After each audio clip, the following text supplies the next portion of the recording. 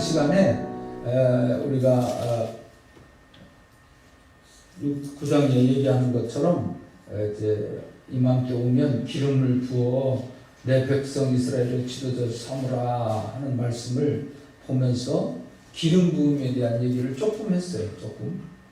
그게 뭐냐 하면 구약에는 기름 부음이라는 단어가 뭐라고요? 메시아. 한번 따라서 메시아. 다 아는 단어예요. 메시아. 기름 붓다 하는 거예요. 신약 성경에는 그 표현이 뭐냐 하면 그리스도. 예수 그리스도. 그렇잖아요. 예수 이름을 부를 때 예수 그리스도. 예수님이 기름 부음 받았다.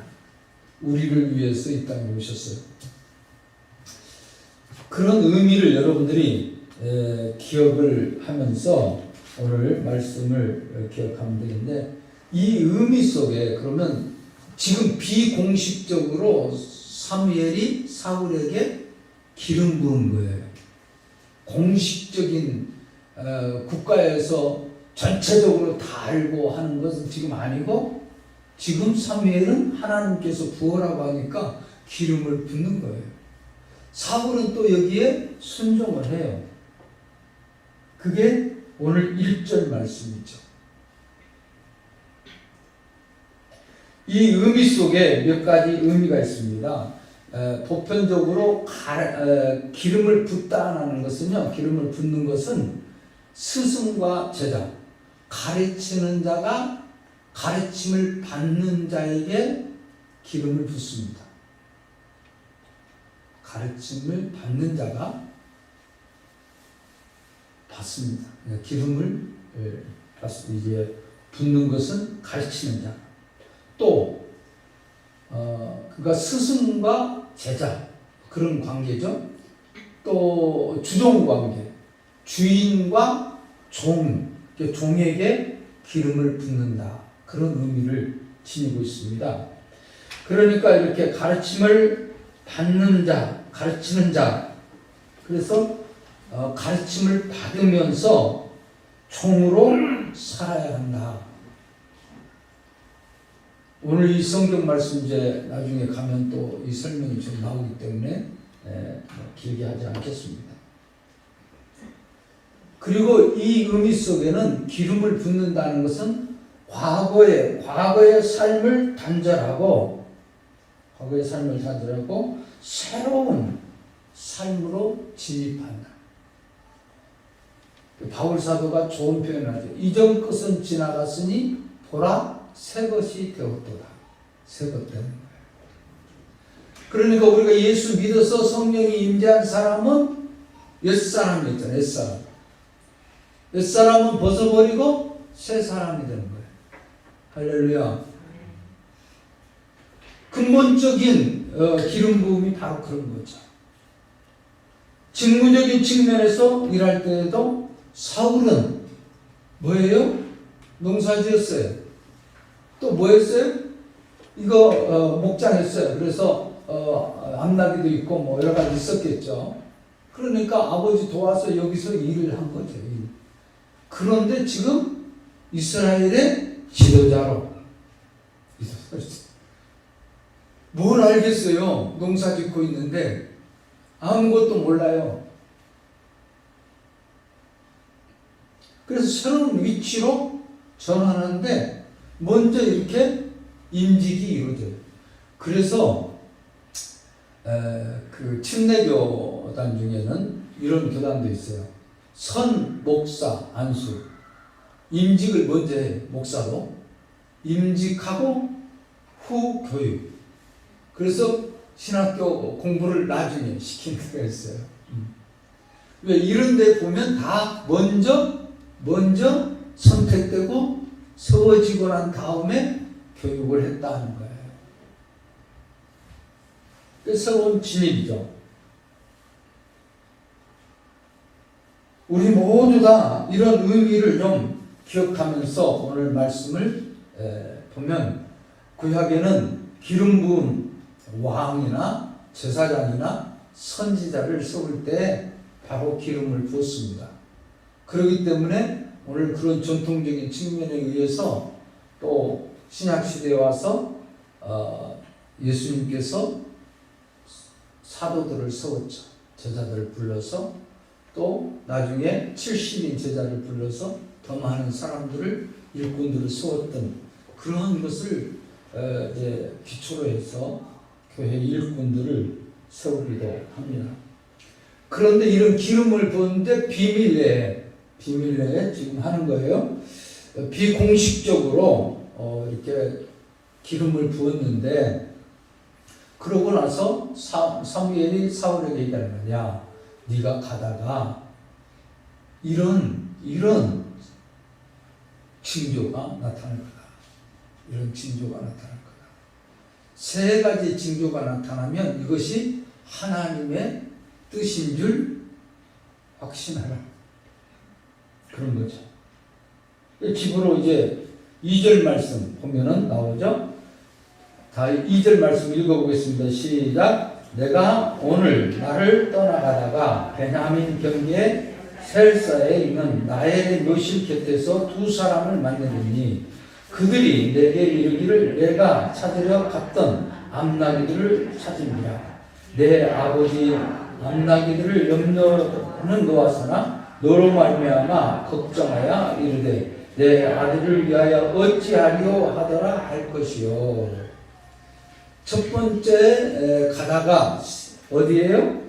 오늘 베냐민 경계에 있는 셀사라는 장소가 있는데 이 셀사는 나엘의 묘실이 있는 장소입니다. 나엘이 누군가 아시는가요? 나엘이 누구죠? 네? 누구예요? 나엘.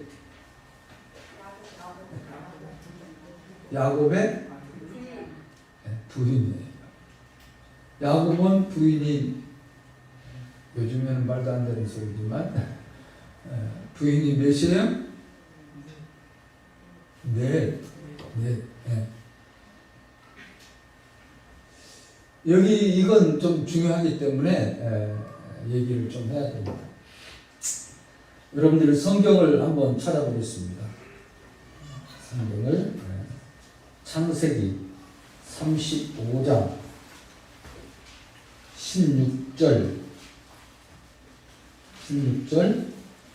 16절부터 여러분들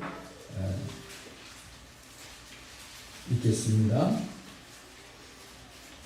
20절까지입니다. 20절까지. 제가 한 절 읽고 여러분들이 한 절 읽겠습니다. 그들이 베델에서 길을 떠나 에브라스에 이르기까지 얼마간 거리를 둔 곳에서 나헬이 해산하게 되어 심히 고생하여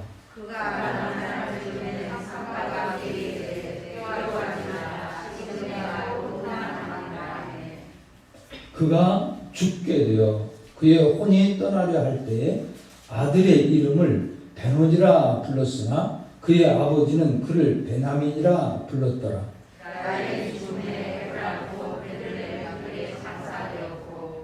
다 같이 야곱이 나헬의 묘를 세웠더니 지금까지 나헬의 묘리라 그렇더라. 아멘.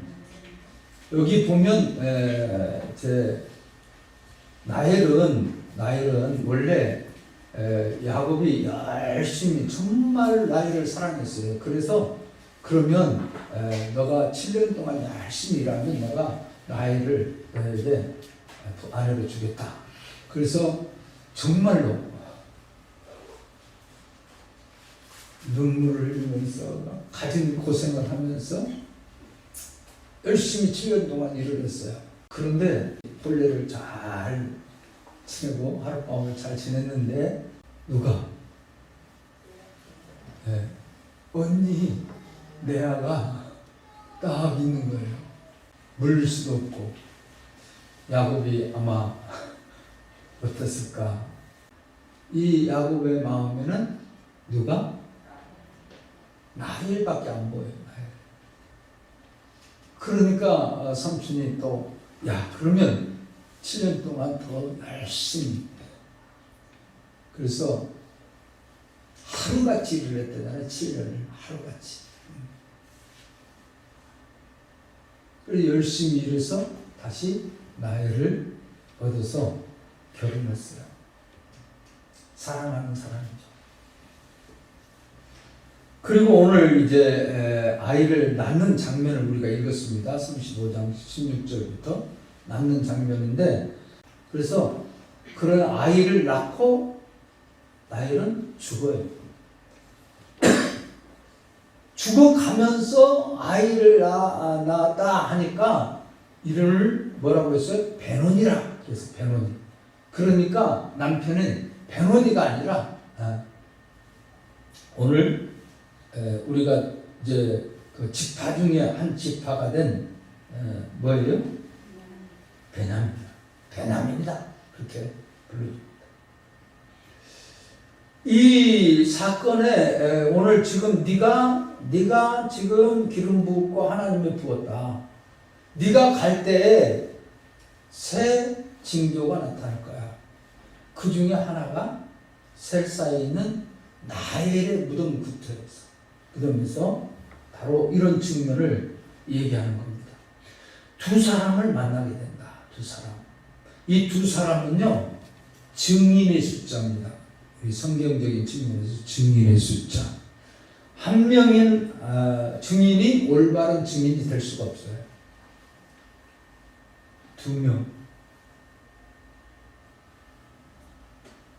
신명기 19장 15절 말씀에 사람의 모든 악에 관하여 또한 모든 죄에 관하여 한 증인으로만 정할 것이 아니요 두 증인의 입으로나 세 증인의 입으로 그 사건을 확정할 것이며, 그러니까 한 사람이면 치우칠 수 있기 때문에 그렇게 하면 안 됩니다. 그래서 증인의 숫자로 주로 얘기합니다. 여기에서 말하고자 하는 의미는 바로 이런 겁니다. 출발, 사울, 너희 지파가 시작된 게 어디냐? 시작 근원을 생각하는데 나의 죽음으로 시작한 거다. 나의 죽음을 담보로 해서 베냐민 지파가 나왔고, 그런데 이 베냐민 지파가 지난번에도 얘기했지만 못될 짓을 많이 하잖아요.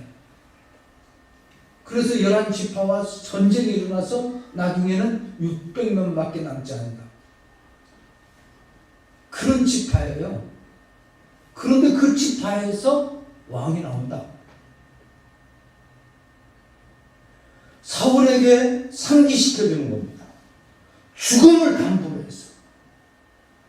여러분들이 고난 주간, 이번 주간에도 보내면서 무엇을 생각할 겁니까?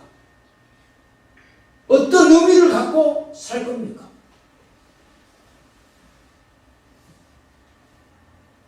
예수님이 나를 위하여 죽어주신 이 죽음, 그것과 흡사한 내용의 모습이죠. 나엘의 죽음으로 베냐민이 탄생. 그 지파야. 너는 이 사실을 기억하고 살아라 하는 거죠. 그런데 이것을 기억하고 올바로 사울이 하나님의 뜻을 위해서 정말로 다스리고 올바로 했느냐? 나중에 보면 아니에요. 하나님께서는 기름 부으면서 이 사무엘에게 이런 얘기를 하죠. 그가 이스라엘을 구원할 것이다. 그 백성들을 통치하고 다스릴 것이다. 그랬어요. 근데 외관적으로는, 외모적인 측면에서는 우리가 성경 이 사무엘상 쭉 보면 다윗하고 사무엘이 아주 대조적인 게 나와요. 이제 11장부터 가면은 전쟁이 나오잖아요. 동명하고 전쟁 나오는데 그때 이 기스의 아들 사울이 나가서 전쟁합니다. 그래서 이기죠. 그래서 전쟁에서 사울은 가서 잘 이깁니다. 계속해서 이깁니다. 많이 이겼어요. 물론 지기도 한 적이 있어요. 그렇지만 또 왕권도 확립해 하고 왕으로. 그래서 세상적으로 보면 성공한 거예요. 세상 사람들이 구해서 얻은 왕이에요. 그러니까 그 사람들의 기준에 맞춰서 성공적인 것 같아. 그런데 가면 갈수록 하나님의 말씀을 멀리하고 하나님과는 점점 멀어져요. 그 결과적으로는 하나님의 영이 임하거든요. 여기 보면 하나님의 영이 임한 그가 나중에는 악신이 임해요. 비참하죠. 마지막 결론을 보면요, 설교가 끝난다는 거 아니에요. 성경 구절 마지막 절을 보면 이런 내용이 나와요. 한번 보세요. 27절.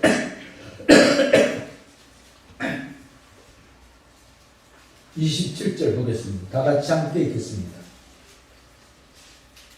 어떤 불량배는 이르되 이 사람이 어떻게 우리를 구원하겠느냐 하고 멸시하며 예물을 바치지 아니하였으나 그는 잠잠하였더라.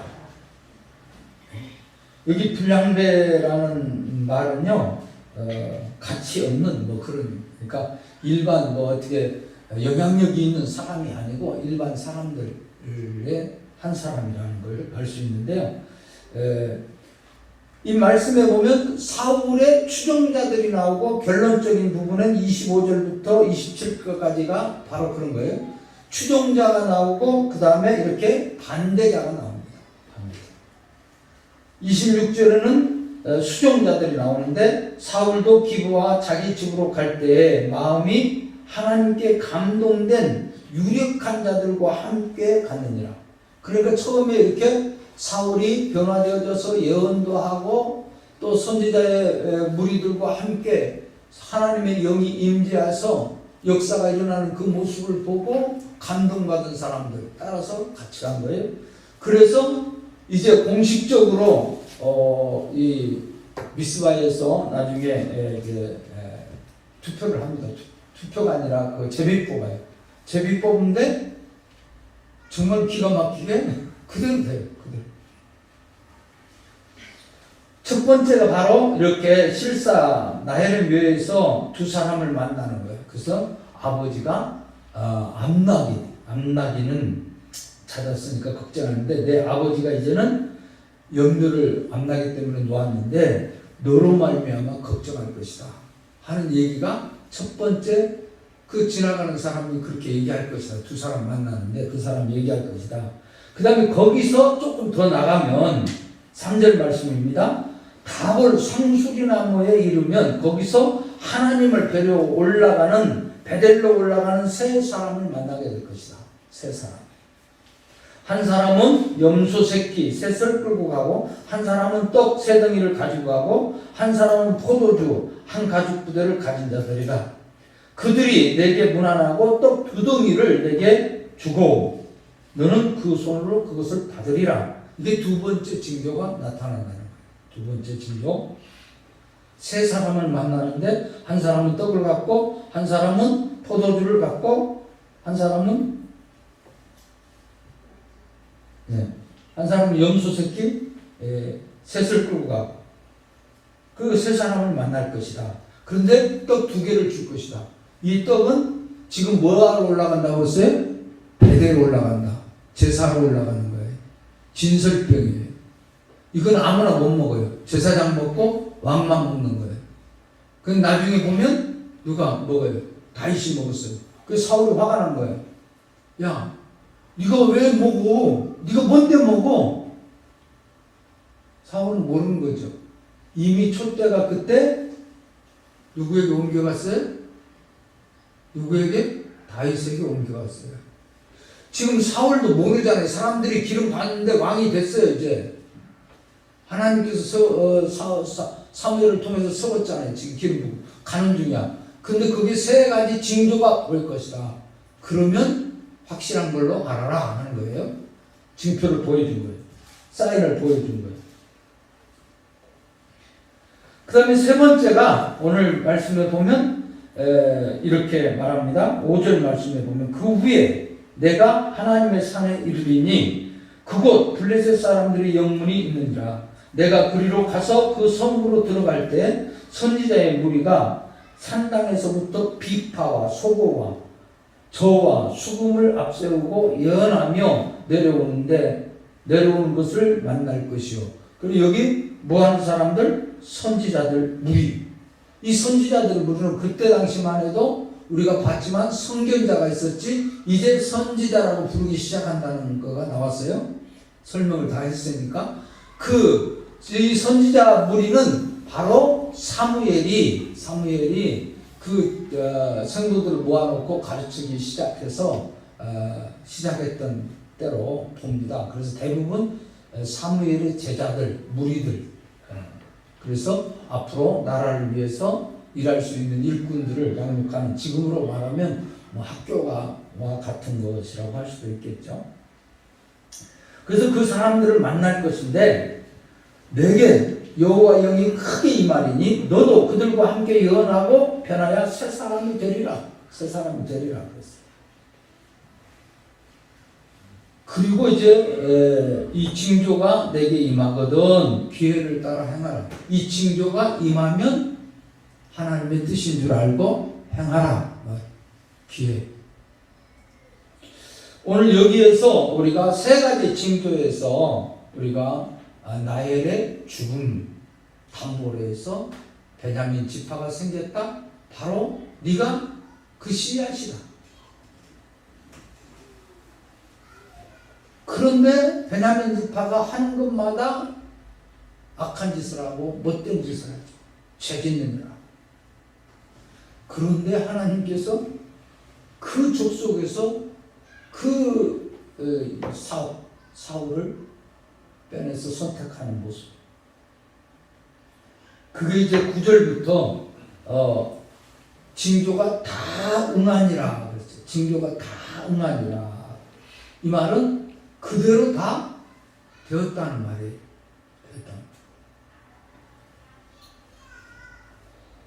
하나님께서 세웠다는 게 확실시 되었다.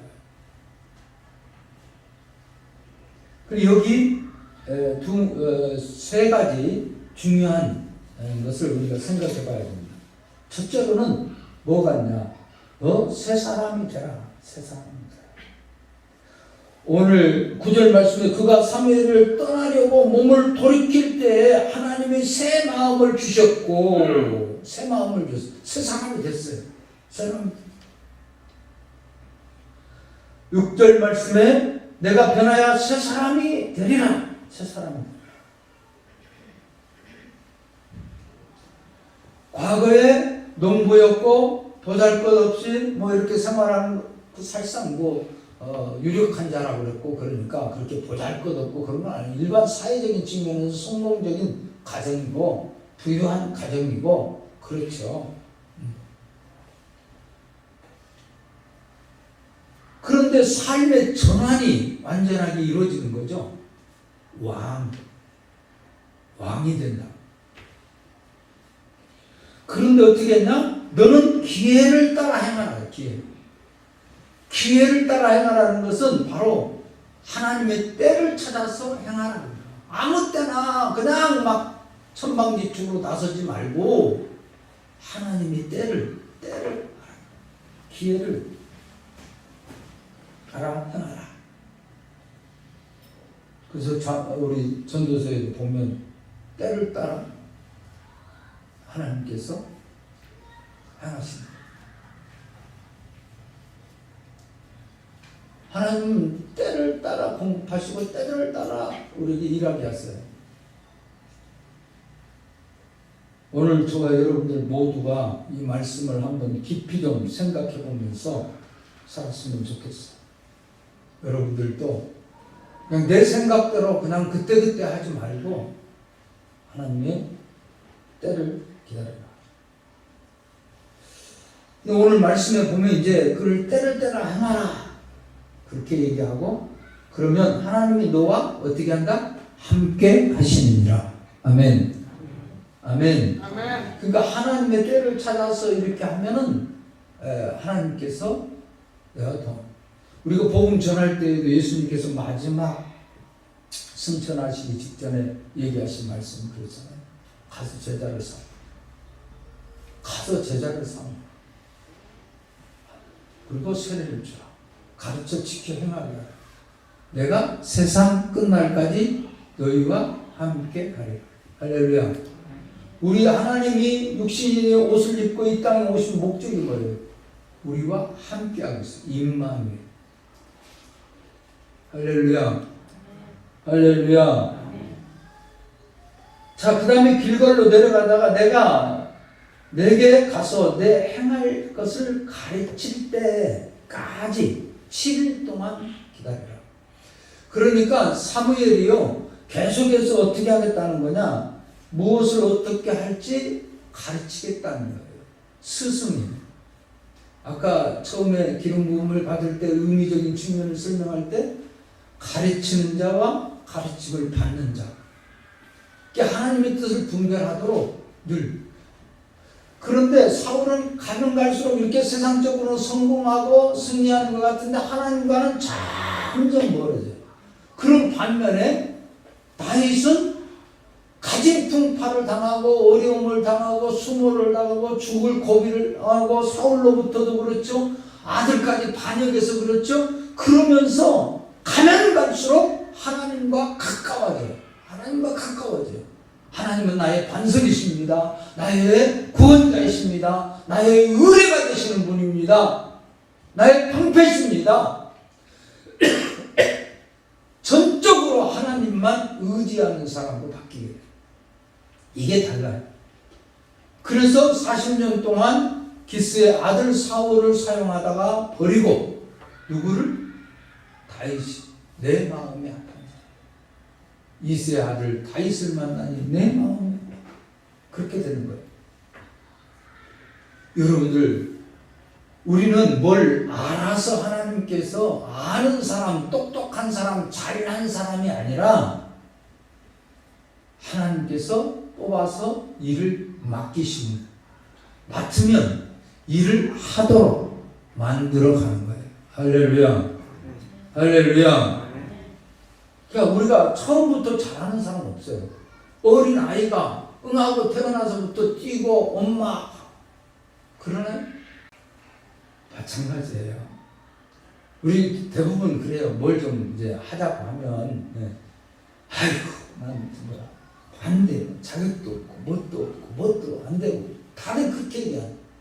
사울도 뭐 하는 사람이 있어요? 근데 사울의 직분은 잘 감당한 거예요. 왜? 영적인 측면에서 다윗의 후손, 그 후손으로서 나중에 역할을 감당하는 게 정말 힘들겠지만 그 죄악의 모든 그늘을 뚫고 어디? 다윗의 후손 예수 그리스도를 우리에게 주시기로 약속되어 있기 때문이죠. 그러니까 하나님께서 가르치겠다는 거예요. 기다리라는 거예요. 언제까지 기다리냐? 7일 동안. 7일 동안은 뭔 숫자라고 그랬어요? 완전 숫자. 하나님의 때를 확인하되 완전히 확인할 때까지 기다린다는 거예요. 인내하는 사람이 돼야 돼요. 응? 그런데 우리는 잘 그렇게 기다리지 않아요. 이게 문제예요. 대표적인 게 뭘까요? 여러분들, 기다림. 여기 나중에 사무엘이 가기로 해서 왕을 하면서. 그런데 제사 문제는 왕에게 권한이 없어요. 이제 여기는 분리가 다 됐어요. 선지자의 직분 따로 분리되고, 여기 선지학교가 있으면서 이제 분리되고, 그 다음에 왕의 직분 따로 분리되고, 제사장은 따로 구별되어 했어요. 근데 사무엘만큼은 어때요? 모두를 통합적인 사사의 역할을 하는 거죠. 사사는 또 제사장의 일, 왕의 일, 선지자의 일을 겸직해 해요. 나중에 예수 그리스도가 바로 그런 예표예요. 있습니까? 뭐 가르쳐주고 다 이렇게 얘기했는데도 모르는 척하고 있으면 저거 어떻게 난감하네요. 요즘에 노래 중에 난감하네 나오더라고요. 광고한 것도 나오고. 가르쳤는데도 모르는 척하고 있으면 좀 그렇잖아요. 가르친 사람 생각도 해서 아는 척이라도 좀 해요. 7일 동안 기다렸는데 제사를 사물이 올 때까지 기다려야 되는데 안 기다려요. 사울이 안 기다리고 그냥 자기가 제사 지내버려요. 하나님의 진노가 임하죠. 또 그 조금 앞으로 올라가면 아브라함도 100세의 아들 얻었잖아요. 근데 그 전에 좀 어때요? 그 뭐 사실은 아브라함이 했다보다는 부인이 더 수석거리고, 그러나 야 지금 아들 주신다고 그러더니 안 주는 게 이거 기다려도 지금 몇 살인데 다 끝났는데 이제 어떻게 해. 그러니까 방법을 써야지 해서 사람의 방법이 나온 거 아니겠어요? 그래서 나온 게 뭐예요? 이스마엘. 또 우리가 뭘 하며 앞장서서 이러면 이렇게 잘한다고 한 거예요. 그게 그 엉뚱한 일을 이렇게 자꾸 하게 되는 거예요. 하나님이 가르쳐 주신다는 거예요. 누구를 통해서? 사울이 사는 동안 사울을 통해서 가르쳐 줘요. 그리고 말씀을 옆에 써주면서 하나님 앞에 놔두고 그것을 간직하면서 하라고 그랬어요. 오늘 말씀이 그런 내용이 나오죠.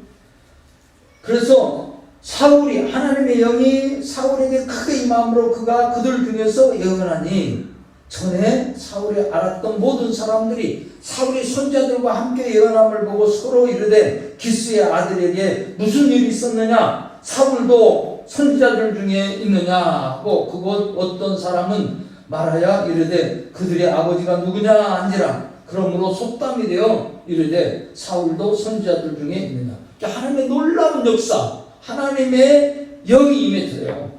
사울에게 크게 임했어요.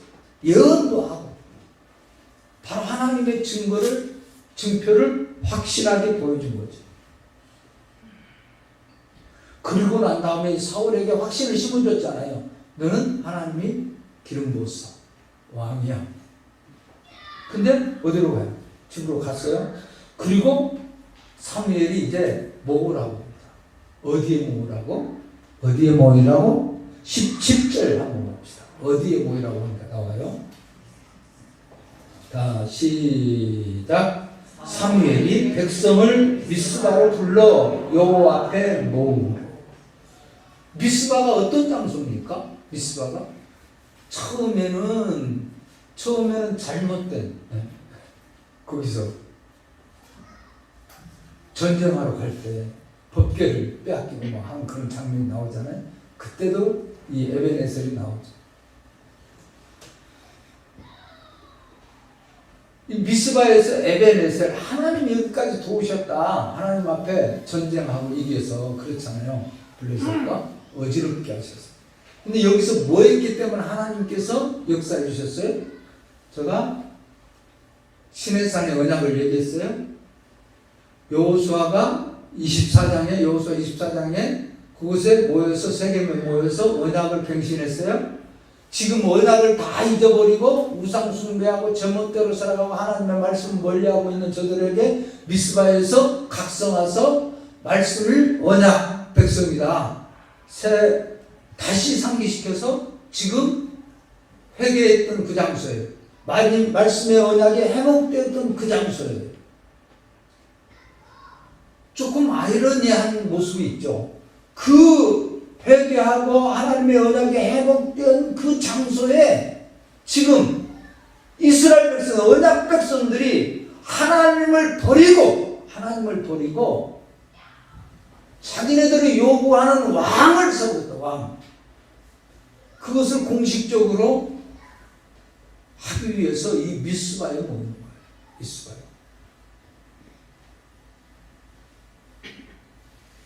그래서 오늘 18절 말씀에 읽어보면 이런 말씀이 나와요. 이스라엘 자손에게 이르되 이스라엘의 하나님 여호와께서 이같이 말씀하시기를 내가 이스라엘을 애굽에서 인도하여 내고 너를 애굽인의 손과 너희 압제하는 모든 나라의 손에서 건져내었느니라 하셨거늘. 하나님께서 여기서 어때 언약을 다시 상기시키면서 하나님께 도우셨어. 홍해를 건너겠어. 애굽에서 나오겠어. 너희들을 이렇게 함께해서 시내산의 언약을 주었어. 모든 나라의 손에서 건져내었느니라 하셨거늘. 19절 말씀 다 같이 읽어보겠습니다. 너희를 모든 재난과 고통 중에서 친히 구하여나는 대신 너희 하나님 여호와를 오늘 버리고 이르기를 우리 위에 왕을 세우라 하는 거다. 그런즉 이제 너희 지파대로 1000명씩 여호와 앞에 나오라 하고, 너희들이 왕을 세우라고 하니까 뭘 버리고? 오늘 그 하나님을 버리고, 이게 하나님께서 포용적 측면을 가지고 허락하셨다는 얘기를 했어요. 진노.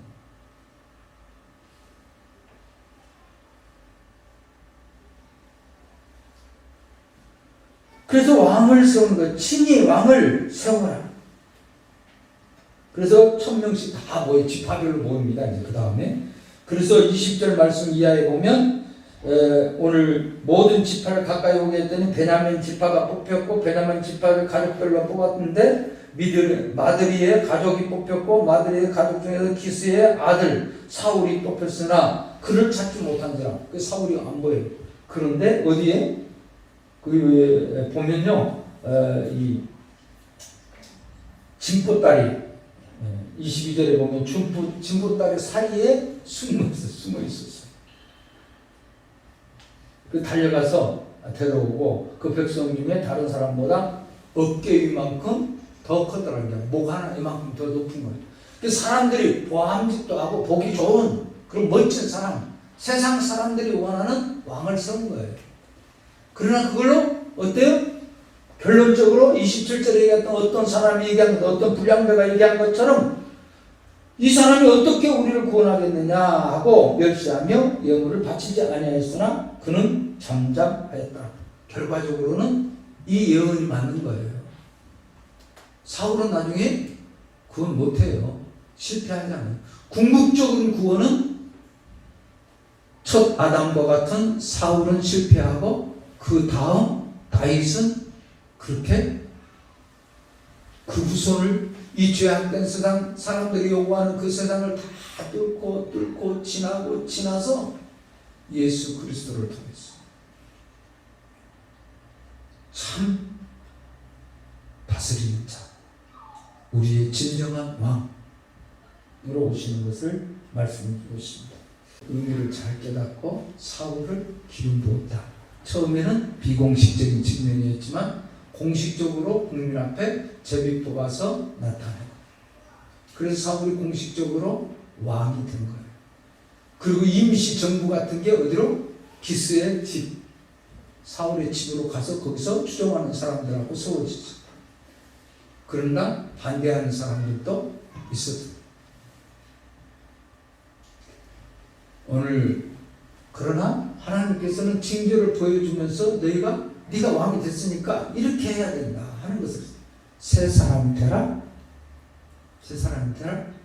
뭐가 또 되라? 기회를 따라 행하라. 기회. 아무 때나 행하지 말고 기회를 따라. 그리고 기다려라. 7일 동안 기다려라. 그러면 하나님이 때를 따라서 가르쳐 주신다. 성령님을 보내신 기름 부음을 주신 게 뭐예요? 여러분들 그 의미를 생각나게 하고 가르쳐 주시다. 할렐루야. 보혜사 성령을 보내서 부족하지만, 연약하지만, 나약하지만, 경험이 없지만 하나님께서 만들어서 사용합니다. 기다리면 되는 거예요. 가르침을 받으면 되는 거예요. 하나님의 때를, 오늘 사랑하는 귀한 성도님들, 하나님의 뜻은 이렇게 이루어지는 겁니다. 오늘 저와 여러분들이 이 말씀을 통해서 주신 교훈을 잘 기억하고, 저와 여러분들이 고난주간 나엘의 무덤 생명 막 바꾸는, 그래서 베냐민 지파가, 기스가 초대왕이 나오는 아름다운 역사를 봅니다. 오늘 사랑하는 귀한 성도 여러분들, 사울이 만약에 순종을 다 하고 이런 모습으로 왔더라면 멋진, 하나님 보기에도 멋진 왕이 되었을지. 오늘 우리들 그냥 말로만 하고 입술로만 하지 말고 우리 신앙이 회복되어지는 역사, 하나님의 뜻을 이루는 역사들이 나타나길 주님의 이름으로 축원합니다. 이제는 우리 구주 예수 그리스도의 은혜와 아버지 하나님의 독생 성자를 보내신 그 크신 사랑하신 성령님의 감동, 감화, 교통, 평강, 역사하심, 오늘 예배드리는 모든 이들 위해, 우리 한별교회 무리들 위해 이제로부터 영원까지 함께 있을지어다. 아멘.